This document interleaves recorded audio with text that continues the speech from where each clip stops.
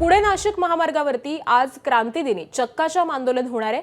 Pune Nashik semi high speed railway सरळ मार्गे असताना तो मार्ग अहिल्यानगर मार्गे केल्यामुळे पुणे आणि नाशिक जिल्ह्यातील ग्रामस्थ आक्रमक झालेत।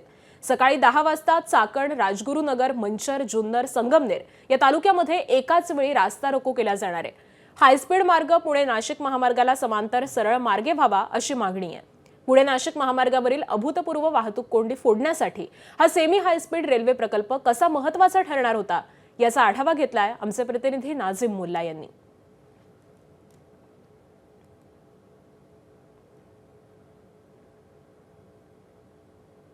पुणे नाशिक महामार्गावरती नेहमीच अभूतपूर्व वाहतूक कोंडी असते।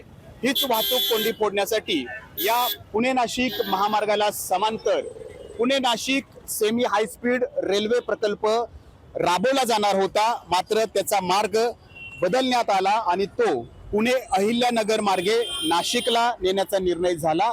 याचाच विरोध करण्यासाठी आणि जो आधीचा पुणे नाशिक समांतर रेल्वे जाणार होती ती सरळ मार्गेच व्हावी ही मागणी घेऊन आज ठिकठिकाणी चक्काजाम आंदोलन केलं जाणार आहे।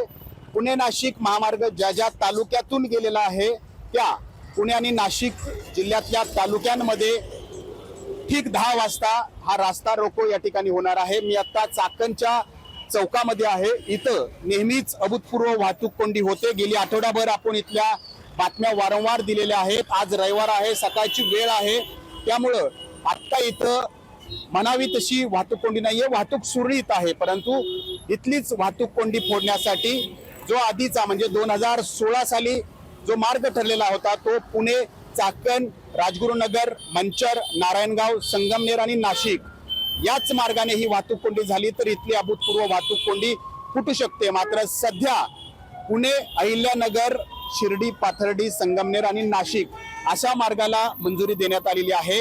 ही मंजुरी देत असताना जुन्नर तालुक्यातील GMRTचा म्हणजेच रेडिओ दुर्बिणीचा जो प्रकल्प आहे, जो जगात सर्वात महत्त्वाचा प्रकल्प मानला जातो, त्याला बाधा पोहोचू शकते असं कारण देऊन या ठिकाणी हा मार्ग अहिल्यानगर मार्गे या ठिकाणी नाशिकला नेला जाणार आहे।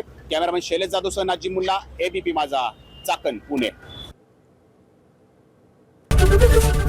ABP माझा, उघडा डोळे बघा नीट।